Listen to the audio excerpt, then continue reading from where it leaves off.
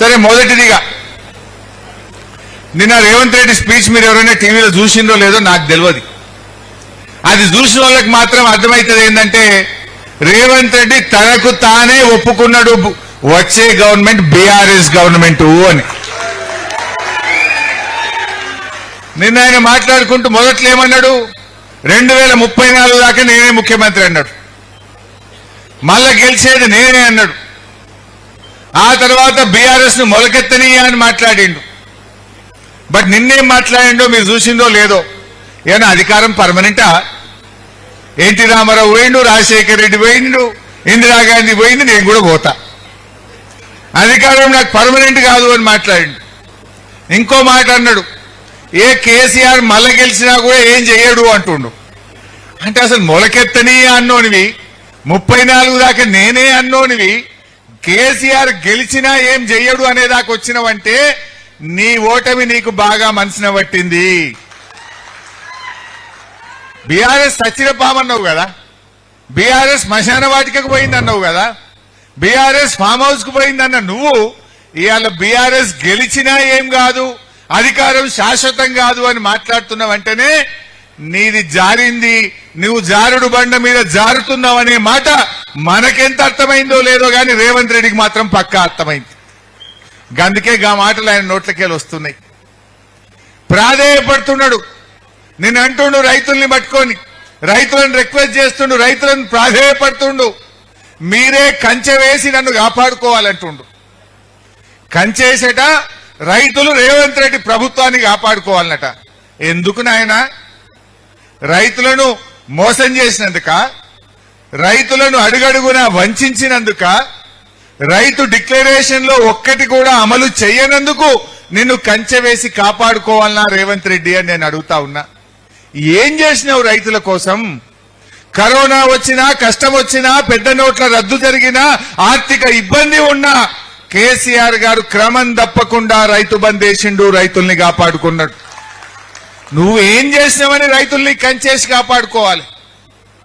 3 సార్లు రైతు బంధు 30,000 కోట్లు ఎగబెట్టినందుకు నిన్ను కంచె వేసి కాపాడుకోవాలనా? యాసంగి పంట బోనస్ ను బోగస్ చేసినందుకు నిన్ను కంచె వేసి కాపాడుకోవాలనా? కేసీఆర్ హయాంలో ఆటో డ్రైవర్ చెప్తే ఇంటికాడ ఎరువులు వచ్చినాయి, ఇలా యాప్లు పెట్టి చెప్పులు లైన్లో పెట్టించి యూరియా కోసం రైతుల్ని గోస పెట్టినందుకు కంచె వేసి నిన్ను కాపాడుకోవాలా? ఏం చేసినావు నువ్వు? ఇలా 24 గంటల కరెంటును 10 గంటలకు తెచ్చి కరెంటు సరిగా ఇవ్వక, నీళ్ళు ఇవ్వక రైతుల్ని ఇబ్బంది పెట్టినందుకు కంచె వేసి కాపాడుకోవాలనా? నిన్న భూముల ధరలు పెంచినావు, రేపో మాపో మళ్ళా భూమికి పన్ను వేస్తాడట.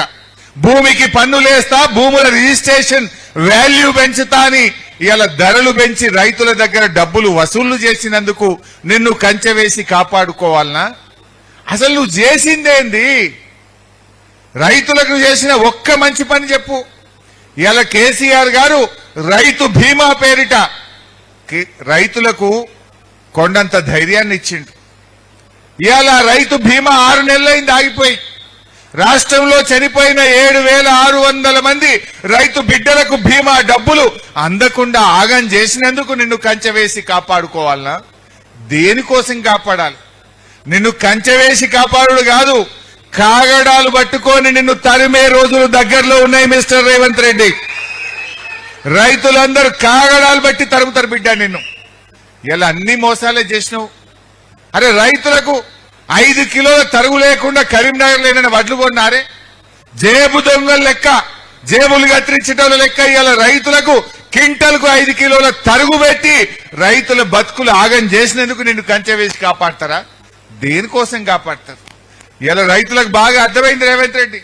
నువ్వు ఎంత ప్రాధేయపడ్డా, నువ్వు ఎన్ని రకాలుగా మాయమాటలు చెప్పినా నిన్ను నమ్మే పరిస్థితి లేదు. ఎప్పుడైతే దేవుడు మీద, మా వేములవాడ రాజరాజేశ్వర స్వామి మీద ఒట్టు పెట్టి రైతు రుణమాఫీ విషయంలో మాట తప్పినవో ఆ రోజే నీ పని అయిపోయింది. దేవుడి మీద, రాజరాజేశ్వర స్వామి మీద ఒట్టు పెట్టి మాట తప్పినోని మన రాజరాజేశ్వర స్వామి క్షమిస్తాడా? అయిపోయింది నీ పని, అదే రోజు అయిపోయింది. దేవుణ్ణే మోసం చేసినావు నువ్వు. నిన్ను ఈ దేవుడు కాదు కదా, రాష్ట్ర ప్రజలు కూడా నిన్ను క్షమించేటువంటి పరిస్థితుల్లో లేరు. ఏదేదో పిచ్చి పిచ్చి డైలాగులు కొడుతుంటాడు. నిన్న కేసీఆర్ గారిని పట్టుకొని పశుపతి అంటాడు. నువ్వేంటిది మరి భూతపతివా? ఇప్పుడు ఆ నేపాల్లో హిందువులంతా, ప్రపంచ హిందువులంతా పూజించే పశుపతినాథ్ దేవాలయం ఉంటుంది నేపాల్లో. పశుపతినాథ్ అంటే పశువులను, సమస్త జీవకోటిని కాపాడేటువంటి ప్రతిరూపం, శివుడికి ప్రతిరూపం పశుపతినాథ్. మరి కేసీఆర్ గారు అంత అద్భుతంగా రైతులను, రైతుల చేతుల్లో ఉండే పాడి పశువులను అందరినీ కాపాడి రాష్ట్రాన్ని అద్భుతంగా అభివృద్ధి చేసిండు. నువ్వు కేసీఆర్ గారు పట్టుకొని ఏదో బూతులో సినిమా డైలాగులు కొట్టినంత మాత్రాన ప్రజలు నమ్మే పరిస్థితిలో లేరు. ప్రజలకు అర్థమైంది కేసీఆర్ గారు ఏందో, కేసీఆర్ గారు చేసిన పనులేందో ఇలా రాష్ట్ర ప్రజలకు అర్థమైంది. నిజంగా కేసీఆర్ గారు ఉంటే ఈ కరువు కాలంలో, ఇప్పుడు ఎల్ నినో వచ్చింది అంటున్నారు, ఎల్ఎండిలో మనోళ్ళు పోయి నిన్న హాకీ ఆడినరు, ఫుట్బాల్ ఆడినరు, క్రికెట్ ఆడినరు, నేను చూసిన. ఆ పరిస్థితి ఎందుకు వస్తుండే? ఇలా ప్రపంచవ్యాప్తంగా ఎల్ నినో వచ్చింది. కాలం కాదు, వర్షాలు పడాయి, కరువు వస్తుంది అని చెప్తా ఉన్నారు.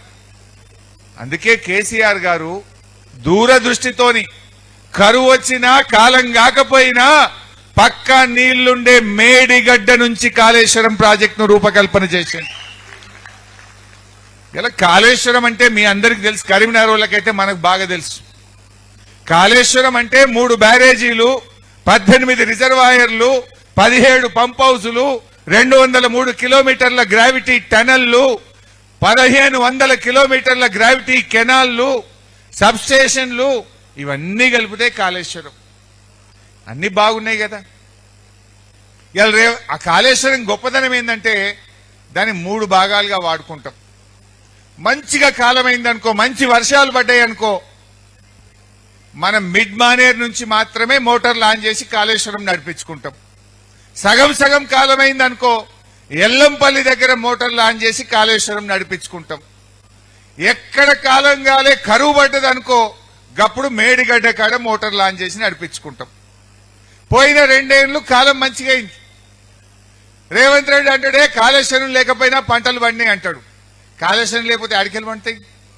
పోయిన 2 ఏళ్ళు కాలం మంచిగా అయింది, ఎల్లంపల్లికెళ్ళే మోటార్లు ఆన్ చేసినాం, మిడ్ మానేర్కెళ్ళే మోటార్లు ఆన్ చేసినాం, బ్రహ్మాండంగా పంటలు పండినాయి. మా సుంకె రవిశంకర్ గారు ఉన్నారు. ఇలా ప్యాకేజ్ 8 లక్ష్మీ పంప్ హౌస్ ఎక్కడుంది? రవిశంకర్ గారి కాన్స్టిట్యున్సీ చొప్పదండిలో ఉంటుంది. ప్యాకేజ్ 8 లో మోటార్లు ఆన్ చేస్తేనే కదా వరద కాలువలో నీళ్లు పోయి బంగారం వల్ల పంటలు పండినాయి. కాళేశ్వరం మోటార్లు ఎల్లంపల్లిలో ఆన్ చేస్తేనే కదా మిడ్ మానేర్లోకి నీళ్లు వచ్చినాయి, మిడ్ మానేర్లో నుంచి ఎల్ఎండిలోకి నీళ్లు వచ్చినాయి. ఇలా ప్యాకేజ్ 6 లో ఎల్లంపల్లి గాని, మేడారం దగ్గర ఉన్న పంప్ హౌస్ గాని, లక్ష్మీ కెనాల్ దగ్గర ఉన్న పంప్ హౌస్ గాని, ఇవన్నీ కూడా కాళేశ్వరంలో భాగంగా కట్టినాయి కావా? ఇది కాళేశ్వరంలో పెట్టిన మోటార్లు, కాళేశ్వరంలో తవ్విన టనళ్లు కాదా? ఒక బోగస్ ప్రచారం. కాళేశ్వరం పోయింది, కాళేశ్వరం పోయింది. కరీంనగర్ వాళ్ళకైతే బాగా తెలుసు మిడ్ మానేర్ ఎవరు కట్టినరు.